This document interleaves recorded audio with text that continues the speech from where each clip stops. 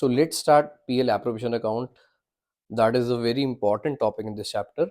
Ultimately जो हम chapter पढ़ रहे फंडामेंटल्स, उसका one of the most important concept है पीएल एप्रोप्रिएशन अकाउंट। हम लोग इस चैप्टर में तीन चीज़ सीखेंगे। सबसे पहले पीएल एप्रोप्रिएशन सीखेंगे, उसके बाद पार्टनर्स कैपिटल और पार्टनर्स करंट अकाउंट।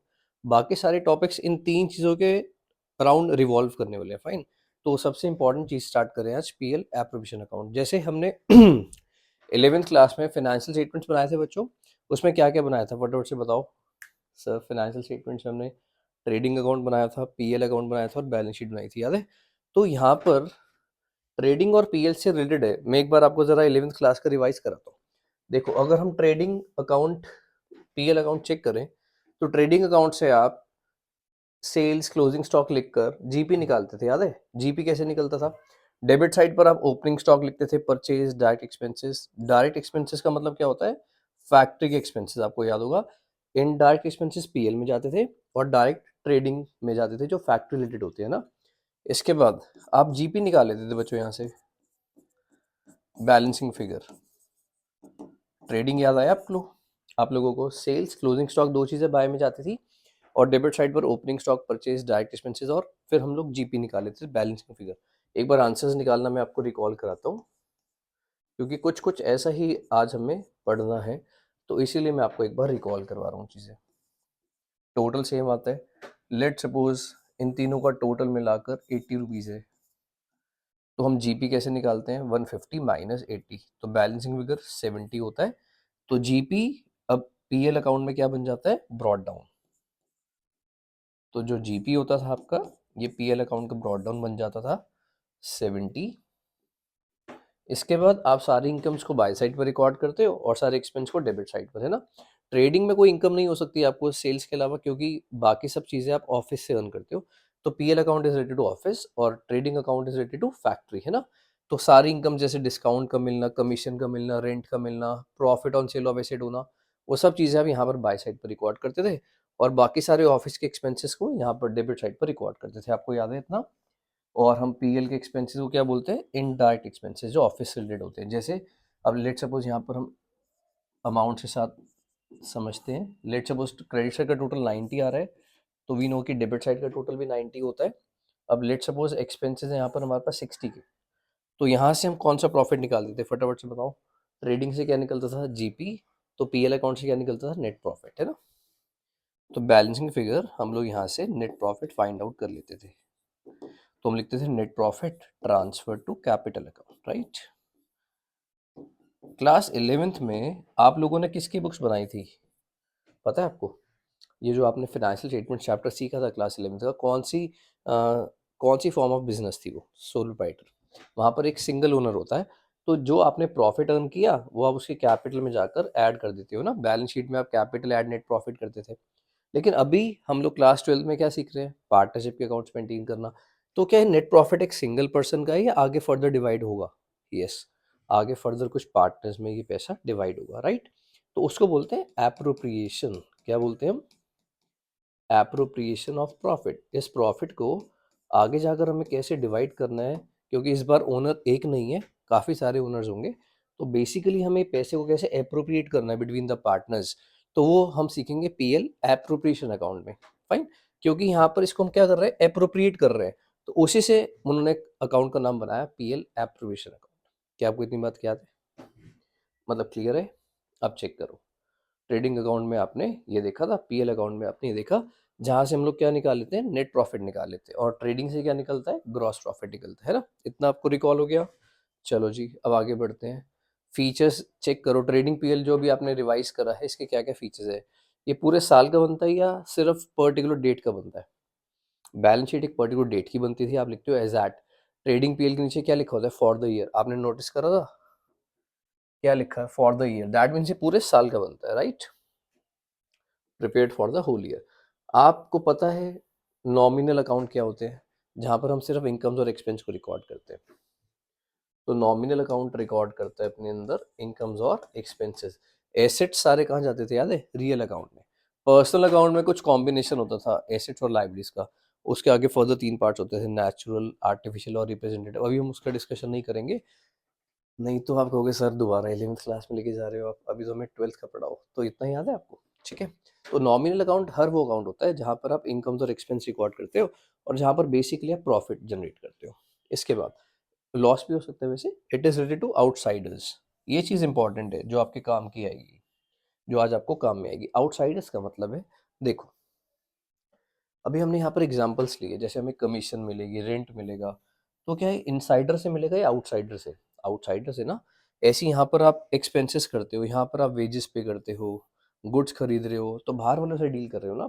यहाँ पर आप कमीशन पे करोगे, किसी को डिस्काउंट दोगे, तो वो लोग इंटरनल्स हैं या आउटसाइडर्स हैं? बताओ, आउटसाइडर्स है ना। तो दैट मीन्स कि जो हम ट्रेडिंग और पीएल बनाते हैं, हम किससे डील कर रहे हैं वहां पर? आउटसाइडर से डील कर रहे हैं। तो आज जो हमें सीखना है, पीएल एप्रोप्रिएशन अकाउंट। अभी मैंने आपको बताया था हमें इस प्रॉफिट को एप्रोप्रिएट करना है बिटवीन द पार्टनर्स। पार्टनर्स कौन है? इनसाइडर्स या आउटसाइडर्स? इनसाइडर्स। तो ये फर्क होता है ट्रेडिंग और पीएल अकाउंट में और पीएल एप्रोप्रिएशन में, कि वो इनसाइडर्स के लिए बनाओगे आप आज। ठीक है। इसके बाद PL account is an extension of trading account. ये बात समझ में आ रही है आपको कि जो आपका पीएल अकाउंट है ये एक्सटेंशन होता है किसकी? ट्रेडिंग अकाउंट की। क्योंकि ट्रेडिंग का जो जीपी होता है वही तो स्टार्टिंग पॉइंट होता है पीएल अकाउंट का, राइट। ये चार फीचर्स आपको होप सो क्लियर होंगे अच्छे से। अब पीएल एप्रोप्रिएशन अकाउंट के फीचर्स चेक करो। पूरे साल का बनेगा, सेम फीचर है, नॉमिनल अकाउंट ही होगा क्योंकि यहाँ पर भी हम कुछ इनकम्स और एक्सपेंस समझने वाले रिलेटेड टू पार्टनर्स।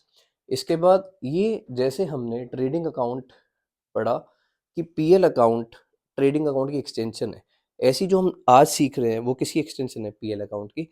तो हम पीएल अकाउंट के आगे ये चीज़ सीखने वाले हैं। तो यहाँ पर इसलिए लिखा हुआ है it is an extension of PL account. जो नेट प्रॉफिट होता है वो यहाँ पर ब्रॉड डाउन बन जाएगा। जैसे जीपी पीएल का ब्रॉड डाउन बनता है, वैसे ही नेट प्रॉफिट यहाँ पर पीएल एप्रोप्रिएशन का ब्रॉड डाउन बनेगा। It is related to the partners, है ना, या मैं इनसाइडर्स भी बोल सकता हूँ। वहाँ पर आउटसाइडर्स पढ़ा था आपने, पूरे साल का बनेगा। मतलब यहाँ पर भी फॉर द ईयर एंडेड लिखा जाएगा। नॉमिनल अकाउंट है जो इनकम्स और एक्सपेंस को रिकॉर्ड करता है, राइट। अब चेक करें, कॉन्सेप्ट्स पढ़ते हैं कि हमें क्या क्या चीज़ें डील करनी होंगी। आज हमें ये टॉपिक समझना है पीएल एप्रोप्रिएशन अकाउंट। हमारे अकाउंट का क्या नाम है बच्चों? P and L appropriation account. Profit and loss appropriation account for the year ended. यहाँ पर हमें जो ईयर दिया होगा वो लिखेंगे। अभी हमने पढ़ा कि पूरे साल का बनेगा, तो दैट्स वाई हम यहाँ पर डेट लिखते हैं। ठीक है, हम कौन से पूरे साल का मतलब फॉर द ईयर एंडेड, पूरे साल हमने कौन से साल के अकाउंट बनाए वो लिखते हैं। इसके बाद स्टार्टिंग पॉइंट आपको ये समझ में आया क्या? अभी मैंने आपको बताया ट्रेडिंग से जीपी निकलता है, पीएल का ब्रॉड डाउन बनता है, पीएल का नेट प्रॉफिट यहाँ का ब्रॉड डाउन बनेगा क्योंकि आपने इस नेट प्रॉफिट को क्या करना है? अप्रोप्रिएट करना है बिटवीन द पार्टनर्स। अगर तीन पार्टनर्स है तो तीन में अप्रोप्रिएट होगा, दो जने हैं तो दोनों में अप्रोप्रिएट होगा, फाइन। तो हमें स्टार्टिंग पॉइंट समझ में आ गया बच्चों कि पीएल एप्रोप्रिएशन में सबसे पहले हमें क्वेश्चन से नेट प्रॉफिट लेना है और सबसे पहले बाय साइड पर लिखना होगा by PL account net profit के नाम से। ठीक है, आगे बढ़ते हैं। अब कुछ कॉन्सेप्ट्स हैं जो हमें डिस्कस करने हैं। ये जो अकाउंट हम सीख रहे हैं पीएल एप्रोप्रिएशन अकाउंट, ये 5 चीज़ों से बना है। कौन सी 5 चीज़ें हैं? इसमें से 2 कॉन्सेप्ट्स आपने क्लास 11th में पढ़े थे। इलस्ट्रेशन अगर बताऊँ, इलस्ट्रेशन नंबर 2 में 2 कॉन्सेप्ट्स आए थे जो मैंने आपको कहा था कि क्लास 12th में आपको अच्छे समझ में आएगा। आईयूसी और आईओडी याद है आपको? इंटरेस्ट ऑन कैपिटल और इंटरेस्ट ऑन ड्राइंग्स। याद है आप किस साइड लिखते थे? कुछ बच्चों को रिकॉल होगा, सर ये पीएल के डेबिट साइड में गया था आईयूसी और आईओडी पीएल के बाय में गया था, याद है? क्योंकि इनकम होती है और ये एक्सपेंस होता है। अभी डिटेल में डिस्कस करते हैं। पार्टनर्स को सैलरी पे करी जाती है जो एक्टिव पार्टनर्स होते हैं। आपने क्लास 11th में सेकंड चैप्टर बीएसटी में पढ़ा था, फॉर्म्स ऑफ बिजनेस ऑर्गेनाइजेशन। वहाँ पर पार्टनरशिप टॉपिक पढ़ा था। वहाँ पर एक उसका टॉपिक था types of partner, sleeping partner, active partner, याद है? तो जो एक्टिव पार्टनर्स होते हैं तो वो एक्टिवली पार्टिसिपेट करते हैं मैनेजमेंट में, तो they get salary fine from the firm. इसके बाद कुछ जने जो और कोई काम करवा रहे हैं फर्म का जिसके लिए उन्हें कमीशन मिलती है, तो फर्म उनको कमीशन भी पे करती है। रिजर्व्स की बात करें तो कुछ रिजर्व्स भी बनाए जाते हैं। जैसे आपने क्लास 11th में प्रोविजन रिजर्व चैप्टर पढ़ा था, तो वहाँ पर प्रोविजंस का मतलब क्या होता था, याद है?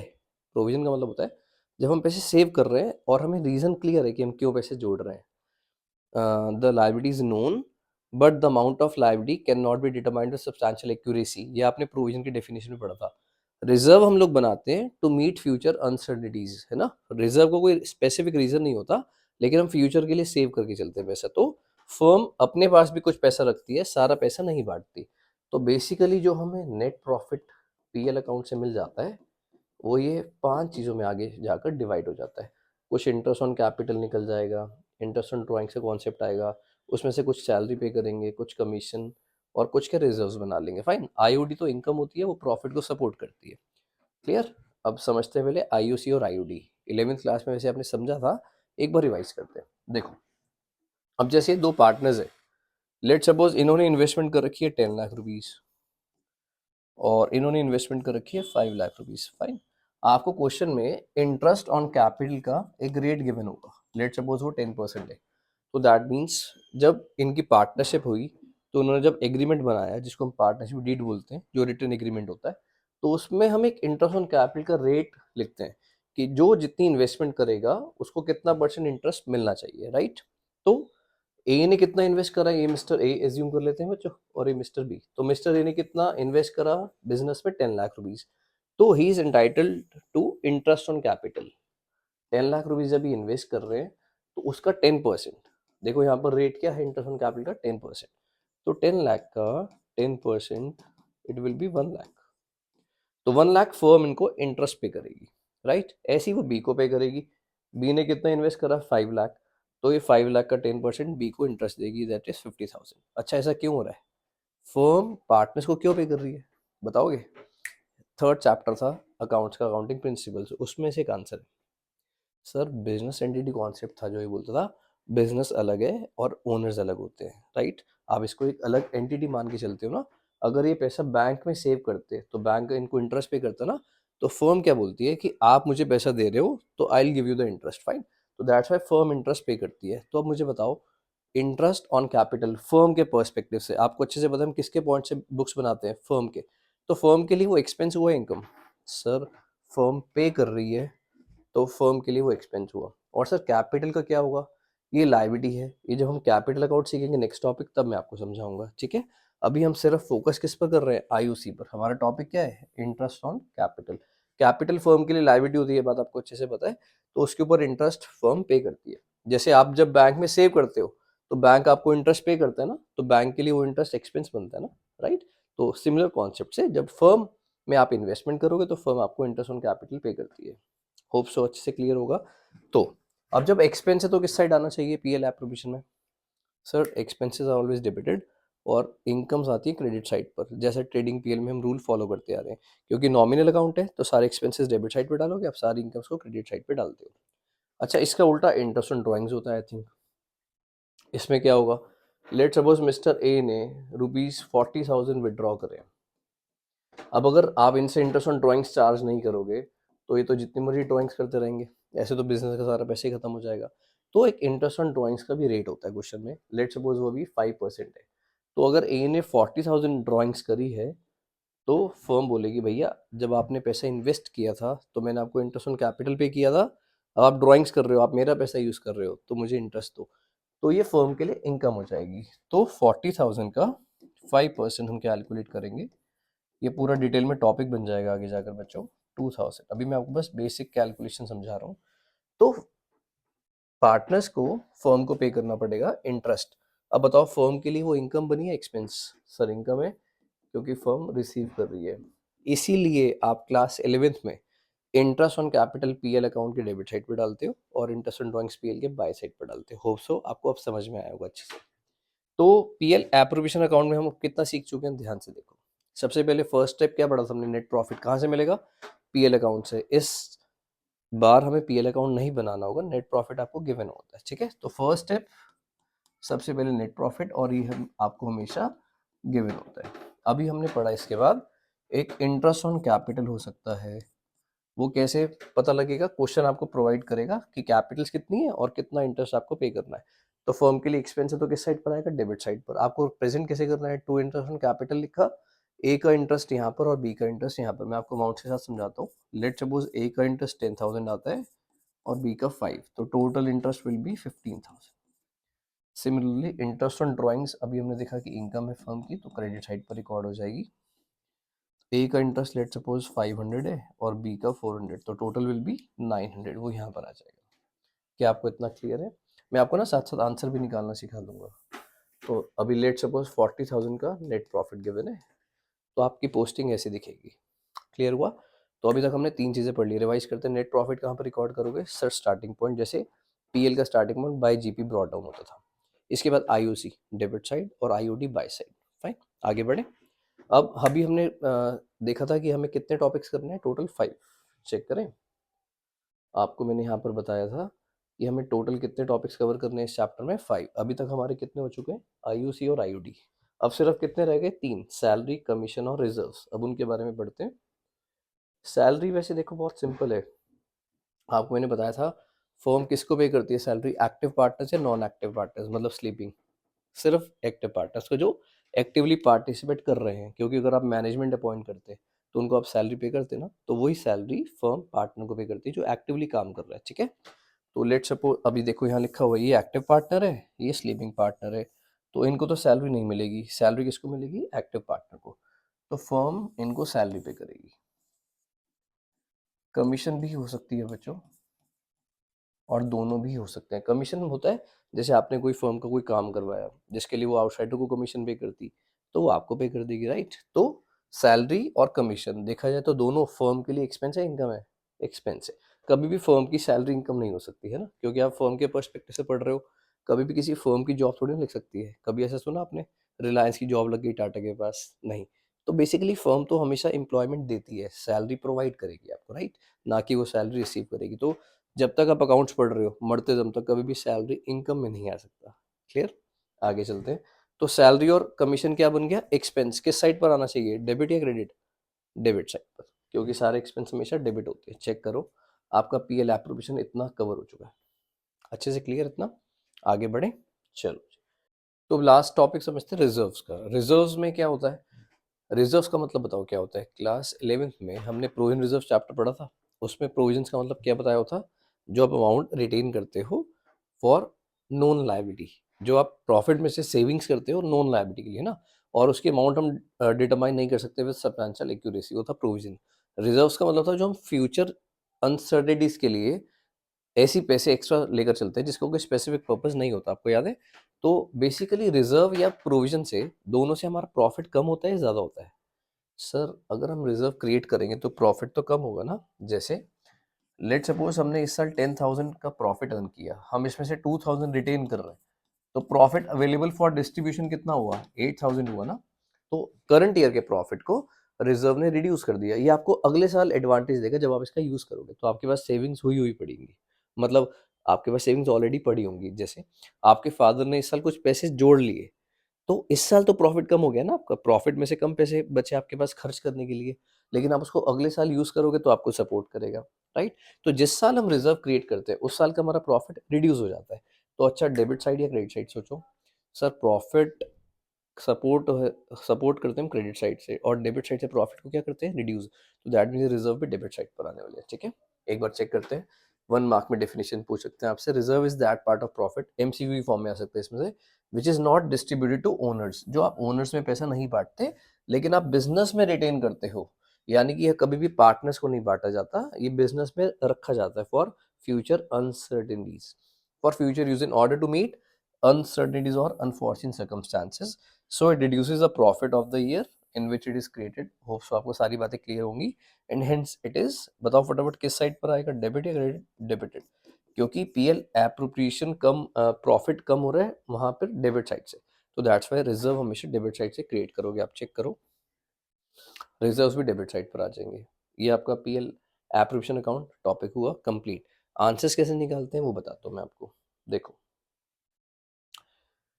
लेट सपोज नेट प्रॉफिट है हमारा 100 रुपीज़ का, इंटरेस्ट ऑन ड्राइंग्स मान लेते हैं टोटल 20 की है, जिसमें से 12 ए की है और बी का इंटरेस्ट 8 रुपीज़ है। आईओसी की अमाउंट एज्यूम कर लेते हैं 30, सैलरी की कमीशन, सैलरी और कमीशन मिलाकर मान लेते हैं 50, रिजर्व लेट सपोज हमने 20 का क्रिएट करा। फर्दर डिवीजन कर सकते हो आप, मैं रैंडम फिगर्स यूज कर रहा हूँ बच्चों अभी आपको समझाने के लिए। लेट सपोज ये है आपका क्वेश्चन, ठीक है। अभी हम क्वेश्चन करेंगे, आपको हर चीज़ क्लियर होगी। अभी मैंने सिर्फ आपको ये समझाया कि कौन सी चीज़ क्रेडिट साइड पर आनी है, कौन सी चीज़ें डेबिट साइड पर आनी है। Just like trading account, trading में 2 चीज़ें जाती थी बाय में, सेल्स और क्लोजिंग स्टॉक। यहाँ पर भी आपको 2 चीज़ें दिखेंगी, नेट प्रॉफिट और IOD. Let's rest all things will be covered in on the debit side, जैसे आईओसी और सैलरी, कमीशन, रिजर्व्स। ठीक है, इसके बाद हम प्रॉफिट कैसे निकालते हैं, जैसे हम नेट प्रॉफिट निकालते थे या जीपी निकालते थे बच्चों, टोटल कर लो, टोटल कितना आ जाएगा इसका 120, डेबिट साइड का टोटल करो 100, तो 120 में से आप 100 माइनस करोगे तो आंसर कितना आएगा 20। तो ये तो आ गया आपका बैलेंसिंग फिगर 20 है ना, credit side minus debit side. अब इसको फर्दर बांटना पड़ेगा आपको, रीजन बीइंग 11th क्लास में तो एक सिंगल ओनर था बिजनेस का, तो सारा प्रॉफिट उसकी कैपिटल में जाता था, लेकिन यहाँ तो ये प्रॉफिट को डिवाइड करना पड़ेगा ना, क्योंकि यहाँ पर 2 पार्टनर्स है भी हमारे क्वेश्चन में, 3 भी हो सकते हैं। तो मैं आपको बांट के दिखाता हूँ। लेट सपोज रेशियो है इनकी 3:2, ये प्रॉफिट शेयरिंग रेशियो आपको क्वेश्चन में गिवन होगी बच्चों। तो हम 20 को कैसे बांटेंगे, ए का शेयर कैसे आ जाएगा 20, आपने 20 को बांटना है कौन सी रेशियो में, 3:2 में। तो दैट मीन्स ए का शेयर कितना है 3 अपॉन टोटल, टोटल कितना है बच्चों 5। ऐसी बी का शेयर कितना है 2 अपॉन टोटल कितना है बच्चों 5। तो ये आंसर आ जाएगा आपका 12 और ये आंसर आ जाएगा 8। क्या आपको क्लियर है?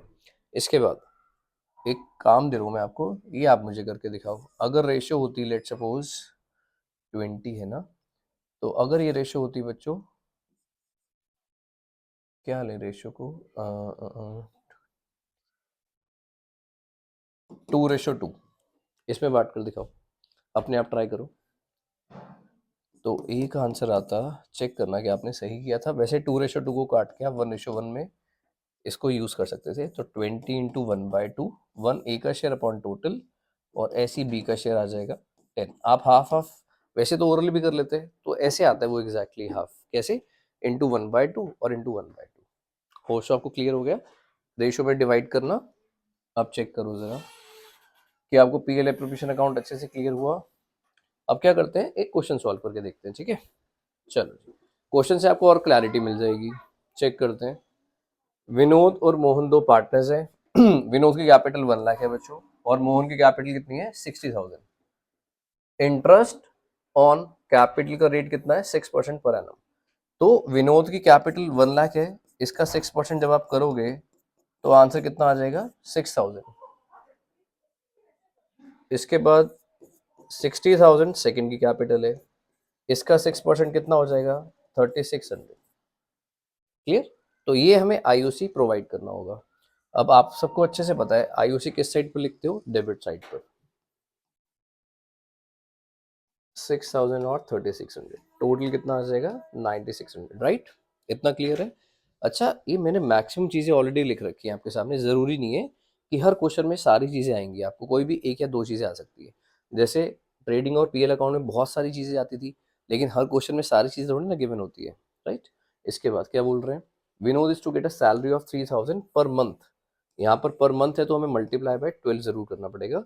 अच्छा, सैलरी सिर्फ एक पार्टनर को देनी है, तो इस बार प्रेजेंटेशन विल बी लाइक, आप ऐसे लिखोगे, यहाँ पर कमीशन नहीं लिखना, आप ऐसे लिख सकते हो, to Vinod salary, to Vinod salary account, ठीक है? तो कितना 36,000 आ जाएगा बच्चों। 3,000 पर मंथ है ना, तो 3,000 को हम 12 से मल्टीप्लाई कर देंगे। क्लियर हुआ? आगे बढ़ते, मुझे ऐसा लगता है कि क्वेश्चन में और कुछ नहीं था इनके अलावा। हाँ, बस आपको इसके बाद प्रॉफिट दिया हुआ है और कुछ नहीं है। तो प्रॉफिट है आपका 80,000। दैट मीन्स क्वेश्चन में आईओडी नहीं है, आप मत लिखना, आप इसको लिखना ही मत, अगर लिख दिया तो बाई चांस डैश लगा देना ना, क्वेश्चन में रिजर्व था। अब प्रॉफिट निकालते हैं। 80,000 में से इन दोनों को माइनस कर लो आप। 80,000 में से जब इन दोनों को माइनस करोगे तो आई थिंक आएगा 34,400, if I am not wrong. हाँ ठीक है, यही आ रहा है बच्चों आंसर 34,400। अब रेशियो चेक करें, क्या प्रॉफिट शेयरिंग रेशियो गिवन है? आंसर है नो। तो दैट मीन्स अगर क्वेश्चन में कभी प्रॉफिट शेयरिंग रेशियो आपको मेंशन ना हो, तो आपको हमेशा इक्वली बांट देना चाहिए उसको। तो हम एज्यूम करते हैं कि रेशियो इक्वल है बच्चों। क्या एज्यूम करते हैं? रेशियो 1:1 है, तो इसको इक्वली बांट देते हैं, 17,200 और 17,200। क्लियर हो गया? बहुत सिंपल है ना? बस एक बार आपको फॉर्मेट अच्छे से लर्न होना चाहिए, उसके बाद क्वेश्चन ध्यान से पढ़ना है और डिकोड करना है कि क्या क्या चीज़ें आपको कैसे कैसे दे रखी हैं। सिंपली वैल्यू सब्स्टिट्यूट करनी है। तो होप्स सो आपको अच्छे से टॉपिक क्लियर हो गया होगा। इसके बाद मिलते हैं नए टॉपिक्स के साथ, और इस क्वेश्चन की और प्रैक्टिस करेंगे नेक्स्ट वीडियो में। आप एक बार यहाँ तक अच्छे से रिकॉल कर लो। चलो एक बार फटाफट से टॉप फॉर्मेट रिकॉल करा दो मुझे। सबसे पहले by net profit, by IOD. Debit side interest on capital, salary और कमीशन, रिजर्व्स और प्रॉफिट निकाल लेंगे और बांट देंगे रेशियो में, राइट। चलो मिलते हैं फिर जल्दी नेक्स्ट वीडियो।